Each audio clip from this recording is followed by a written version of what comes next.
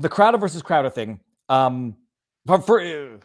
Okay, Daily Wire's got it in for Crowder, and it's not to say that Crowder might not have asked for it. The funny thing is, like, now Crowder is realizing that, hey, other people can record conversations and disclose them as well, and this is the Pandora's box that has been opened. But it's the timing on this. Now, some people are saying, yeah, Crowder started talking about the divorce earlier on this week, so the wife had to come out with this video to disprove his yada yada. Am I now seeing things that are not necessarily there and connecting dots that are not connected, that they go for Tucker Carlson? You've got other people on Twitter trying to take out RFK, and now they're coming with information that they've had for a while about Steven Crowder, and now coming out with it the same week or the week after Tucker Carlson. And love him or hate him, whether or not you think Steven Crowder is a bit of a prima donna, a bit of a jerk or whatever, he's good at what he does in terms of performative, educational, populist news. But it's the timing is curious. So am I connecting two dots that are unconnected? And what's your take on what's going on? So I watch Crowder. I don't watch him a lot, but the people that do watch him for his commentary and his comedy. They don't watch him because they think he's a perfect role model. There's been plenty, either as an employer, a spouse, a friend, or anything else. But Crowder was reacting to things this week. Like, some people were trying to pretend that Crowder initiated out of the blue discussion of a divorce that's been going on for over a year. I think over almost 2 years. That's not the case. Speaking of loons, I mean, the only person that might make that Miss Carroll lady look normal might be Owen Benjamin. There's a guy who's batshit insane. The people try to promote, hey, put him on sidebars. Like, no way. First of all, this guy betrays everybody. Joe Rogan tried to help him out repeatedly. What does he do? He betrays him. Alex Jones tried to help him out repeatedly. What does he do? Betray him. Steven Crowder tried to help him out repeatedly. What does Owen Benjamin do? Betray him. In between screaming about the Jews, the moon is, we never went to the moon. The earth might be flat. And whatever other loony idea that peeks up in his Hollywood brain, wherever he is out in the nowhere land in Eastern Washington. Just watch his interview with Allison Morrow back a little ways, where she was trying to help him out too, and all he does is go off on her for the first 5 minutes because he's that much of a loon. But he, along with others, was publicly attacking Crowder, outing the divorce late last week and early this week. So Crowder was responding to that. And what Crowder pointed out is, for the last 6 months or so, and he pointed out Candace Owens and others had basically been implicitly threatening. He considered it blackmail, extortion, that if he continued to talk about the Daily Wire or other matters, that they, in turn, Candace and others, would out his divorce proceeding. Candace has a history of doing this, recording people's calls, being very negative and nasty and personal. There's a reason they call her Queen Candace. And again, I like a lot of her political commentary. I don't watch her for her being a role model any more than Steven Crowder. I think a lot of her populist perspectives are useful in the court of public opinion. But I don't pretend she's some sort of ideal individual that I would ever trust in any situation. So Crowder was responding to that. And then his wife, I think somebody associated with his wife, maybe the legal team, might not have anything to do with the wife herself. It might be some PR people, whatever. Because in Texas, you don't automatically get 50%. Nerdrotic recently moved there, and I was on Friday Night Tights with all the great guys for there. I get it's not a cup of tea for everybody, but they're a lot of fun, funny guys. Geeks and Gamers, Ryan Kennel, a whole bunch of others that were cool. I guess they call him Quarter Black from the Steven Crowder days. There was there a bunch of cool people. But I mentioned Nerdrotic said, Texas, during the show, it's not an automatic 50-50, joint profit state in terms of your share of the wealth when you did a divorce. And he made a joke. He goes, really? Because he just moved to Texas. And then he said his wife's probably going to make him pay for that for the next year.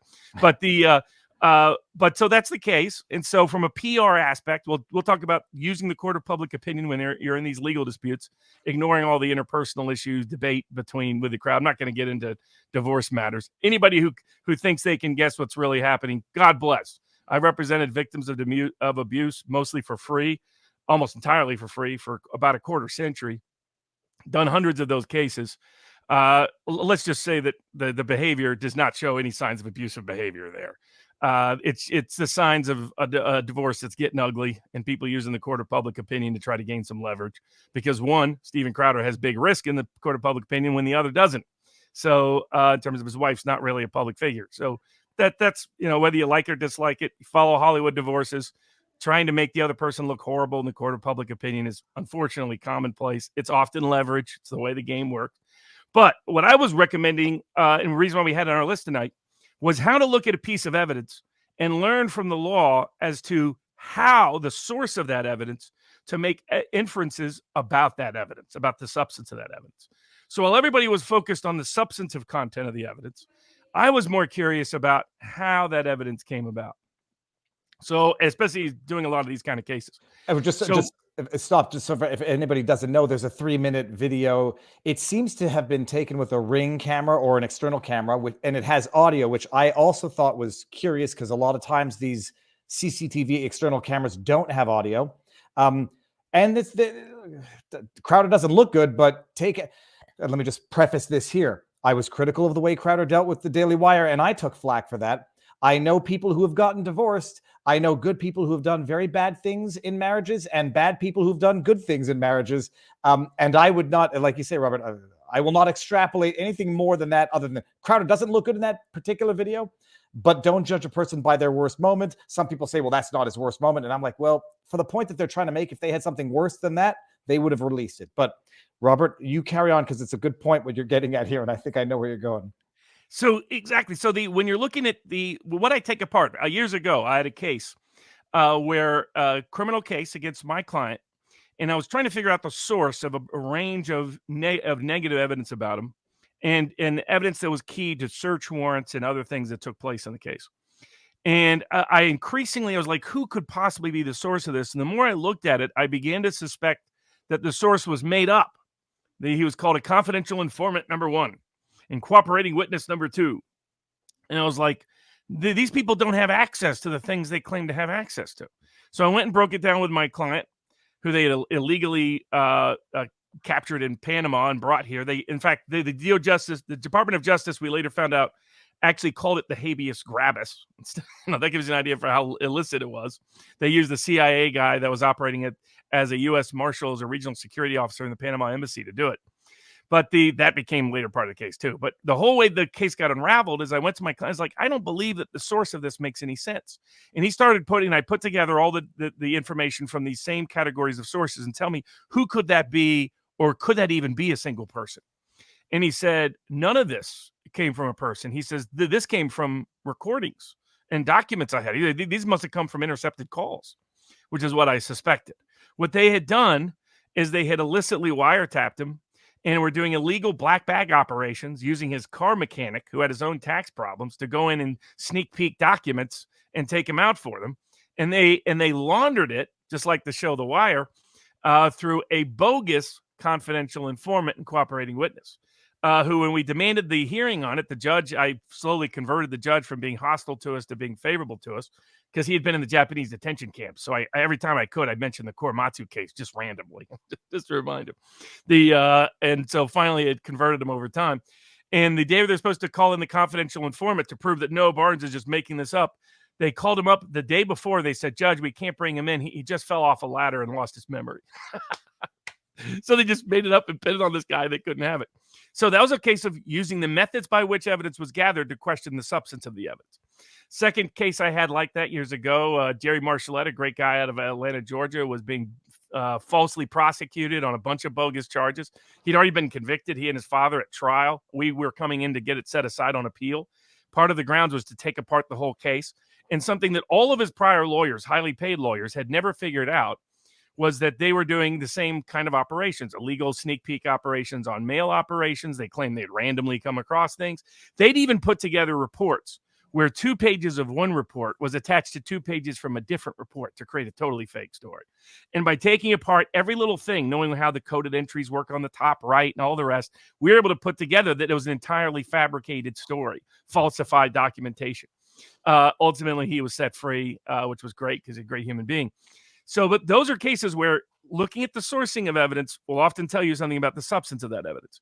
Here, you have to ask yourself, So you presume she's the one that's recording.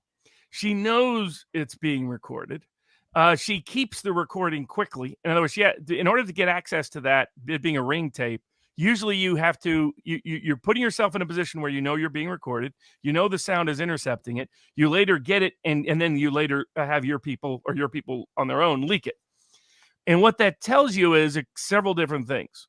One is if this was any kind of abusive relationship, having represented victims of abuse, they never do that. They never put themselves in that close physical proximity, by the way, particularly when pregnant, because that tends to be a trigger for actually abusive men. In that physical proximity, knowing it's recording, hitting buttons when they're clearly upset and angry and in a bad temper mood. That means she has no fear of them at all. That was the first thing that I took away from this. I was like, okay, allegations of abuse are completely out, completely false. Well, it was psychological abuse, which I think most people are going to have no problem. Even psychological abuse. I've dealt with a lot of clients like that. They don't initiate that kind of interaction. They never did. They never tape recorded things like that. They just didn't do things like that because they couldn't, for a whole range of psychological reasons. Because psychological abuse has behind it the threat of physical violence, and they don't generally want to get in that interface. Then the second aspect is so once you know, okay, this is a person that knows they're being recorded, is seeking its recording, is planning on using maybe that recording because there was already divorce. Both of them, to my knowledge, were in the process or already hired divorce lawyers or looking at divorce. Then that tells you a different story, right? The most logical inference that I gather from those facts is one, she's clearly not afraid of him in a meaningful way. Second, if you know he's in a bad temper, and you know he's in a bad mood, and you know he has a history of saying really dumb, mean stuff when he's in that mood, that's a perfect time. I'll be honest, if someone was her divorce lawyer, that's the perfect time to get him on tape. It's also the perfect time to provoke him, to try to get him to say the worst possible things. The other giveaway to me, the timing up, the method by which the evidence was gathered and the substance of the evidence, was like saying something like, I guess you just want me to die by feeding the dogs because that might be poison and might kill the babies. It's like, that's kind of an odd statement to like randomly bring up when you're just talking about taking the car to the store. You know what I mean?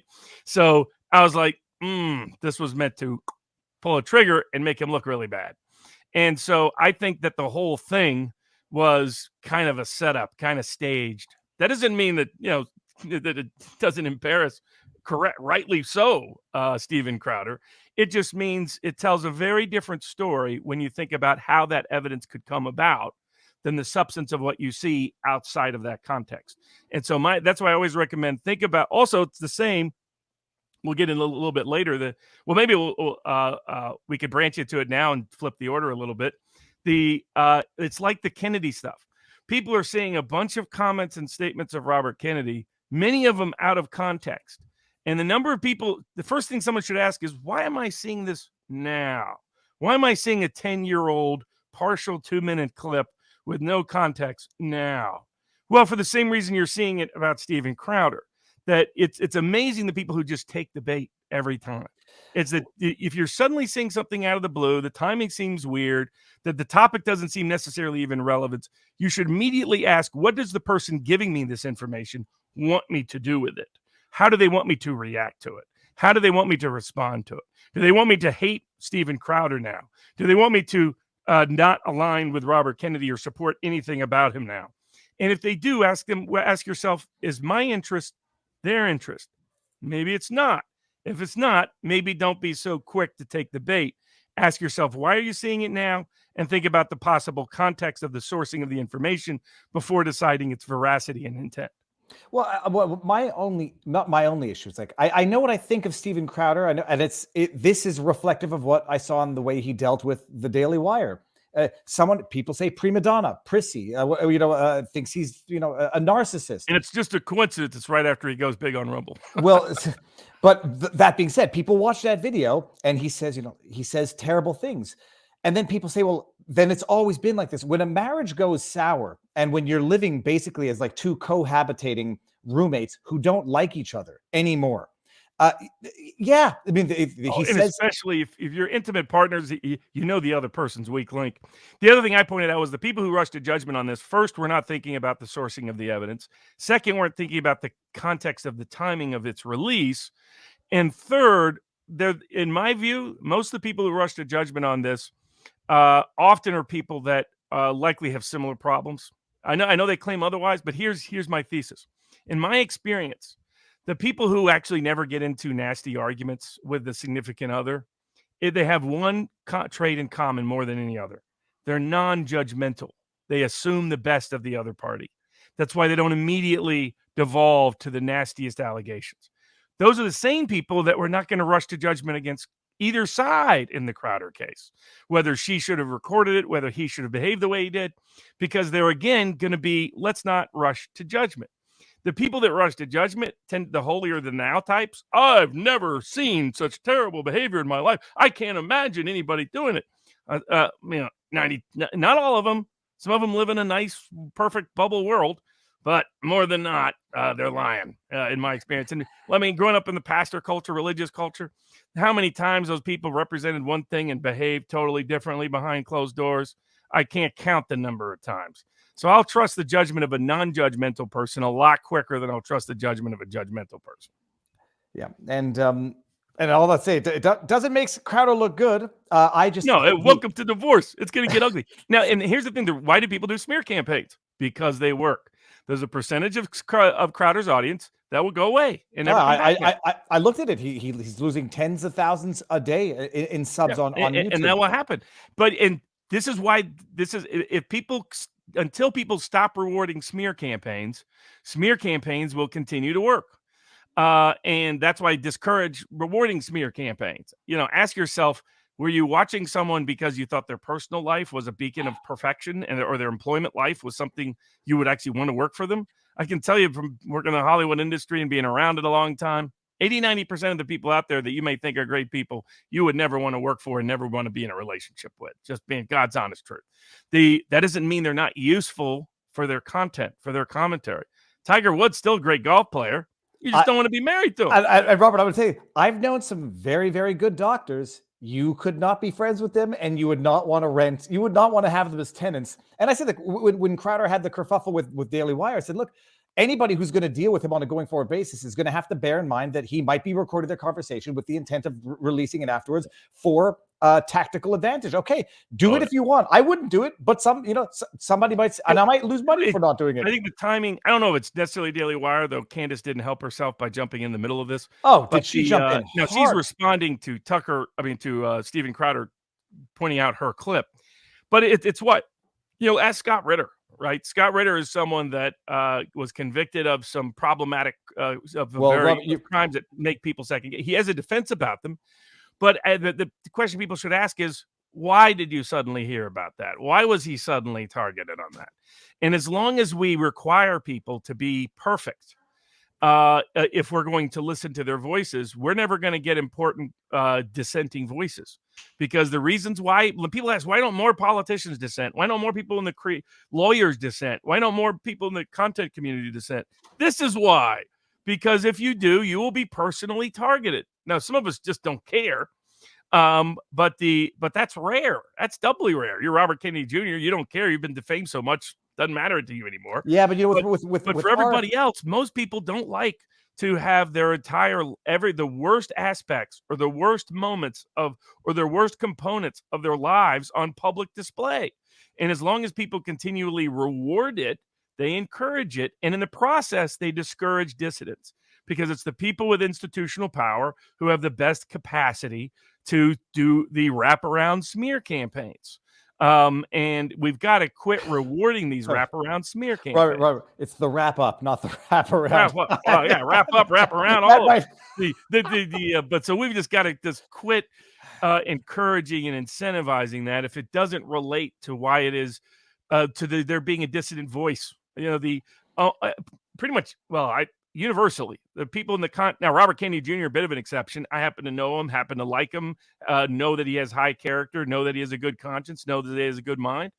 But my reasons for believing his candidacy is a net positive relates to the substance of his policies, not to how smooth or not smooth the physical vocal cords are, not related to whether he's had a perfect family life or not. That isn't it. We're not electing pastors. We're electing presidents. We're not supporting people to be priests of personal character. Charles Barkley was right Nobody in this space is role models. Don't look to them to be role models.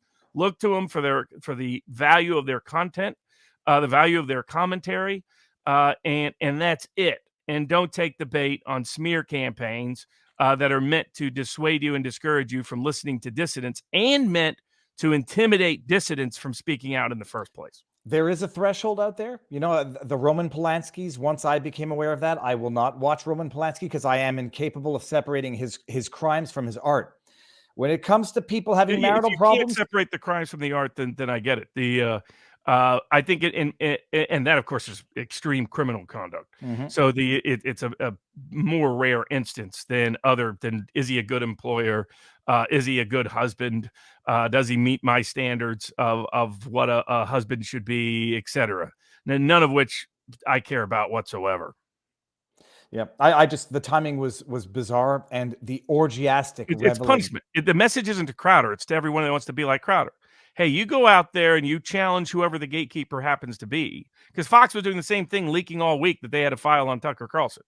And Megyn Kelly talked about how ridiculous that was, but that it was clearly meant to be an intimidation tactic. The goal is everybody else. Hey, you're Greg Gutfeld. Maybe you think about doing your own thing. Maybe think twice, right? That's the message. Doesn't matter who it is. The message is you better not think twice. You better shut your mouth. You better play ball, because whether you're a politician, whether you're a press person, whether you're an academic, whether you're a businessman, whether you're just an independent content creator, we will punish you personally if you go against us. And we can't reward those people doing that in that manner.